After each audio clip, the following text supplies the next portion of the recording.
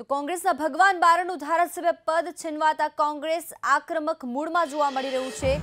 રાજકોટમાં કોંગ્રેસના કાર્યકરોએ કલેક્ટર કચેરી પહોંચ્યા અને સૂત્રોચ્ચાર કરી પોતાનો વિરોધ કર્યો। સંવાદદાતા પરાક્રમસિંહ જાડેજા જોડાઈ ગયા છે। પરાક્રમ, કોંગ્રેસ હવે આક્રમક મૂડમાં જોવા મળી રહ્યું છે, શું કાર્યક્રમ કરવામાં આવ્યો છે ત્યાં?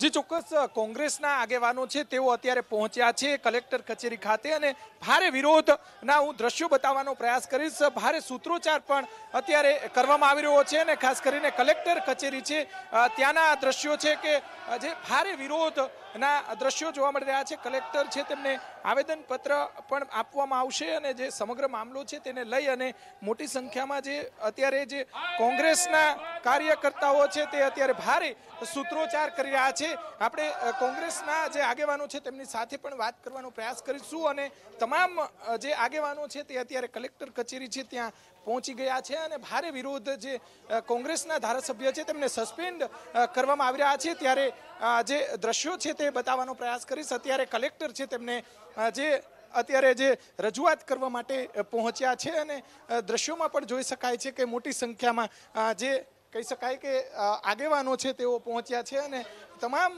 જે આગેવાનો છે તેઓ અત્યારે જિલ્લા કલેક્ટર છે તેમને રજૂઆત કરવા માટે પહોંચ્યા છે અને આ દ્રશ્યો છે રાજકોટ જે જિલ્લા કલેક્ટર કચેરી કે ત્યાં અત્યારે ભારે વિરોધ અત્યારે કરવામાં આવી રહ્યો છે અને મોટી સંખ્યામાં જે કાર્યકર્તાઓ છે આગેવાનો છે તેઓ અત્યારે પહોંચ્યા છે અને ભારે વિરોધ અત્યારે કરવામાં આવી રહ્યો છે। જી બિલકુલ, આભાર પરાક્રમ તમામ જાણકારી આપવા માટે।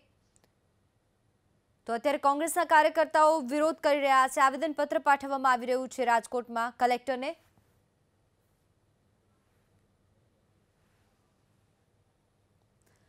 તો વધુ એક વખત પરાક્રમ અમારી સાથે જોડાઈ ગયા છે। પરાક્રમ, કલેક્ટરને આવેદનપત્ર આપવામાં આવી રહ્યું છે કોંગ્રેસના કાર્યકર્તાઓ દ્વારા, શું માંગણી કરી રહ્યા છે કોંગ્રેસના કાર્યકર્તાઓ, શું વાતચીત થઈ રહી છે?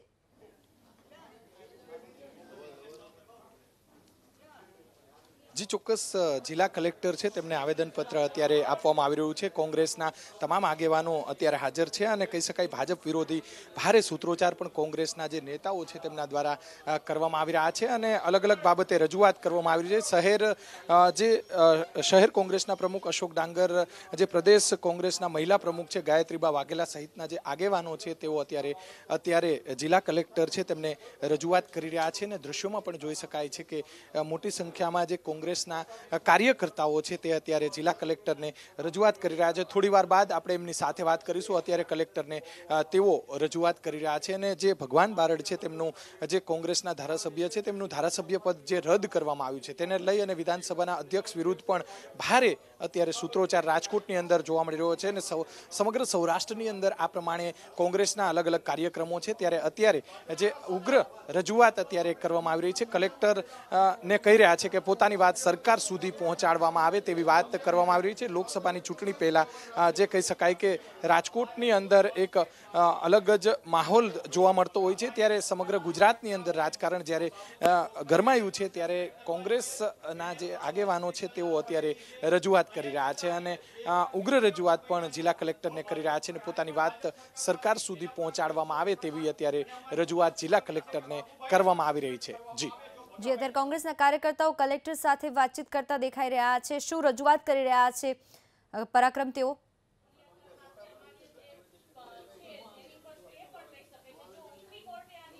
જી ચોક્કસ અત્યારે રજૂઆત કરવામાં આવી રહી છે। જિલ્લા કલેક્ટર છે તેમને અત્યારે કોંગ્રેસના જે આગેવાનો છે જે કાર્યકર્તાઓ છે તે તમામ કોંગ્રેસના કાર્યકર્તા આગેવાનો છે તેઓ અત્યારે જિલ્લા કલેક્ટરને ભગવાનભાઈ બારડને જે સસ્પેન્ડ રદ કરવામાં આવ્યા છે તેમનું જે વિધાનસભા પદ તેને લઈ અને અત્યારે તમામ બાબતે બિલકુલ આભાર પરાક્રમ। તો કોંગ્રેસના કાર્યકર્તાઓ અત્યારે આક્રમક મૂડમાં જોવા મળી રહ્યા છે। રાજકોટ બનાસકાંઠાના દ્રશ્યો આપના ટીવી સ્ક્રીન પર આપ જોઈ રહ્યા છો। ક્યાંક ધરણા કાર્યક્રમ આપવામાં આવ્યો તો રાજકોટમાં આવેદનપત્ર પાઠવવામાં આવ્યું છે, સૂત્રોચ્ચાર કરવામાં આવ્યા કોંગ્રેસના કાર્યકર્તાઓ દ્વારા રાજકોટમાં અને કલેક્ટરને આવેદનપત્ર પાઠવવામાં આવ્યું।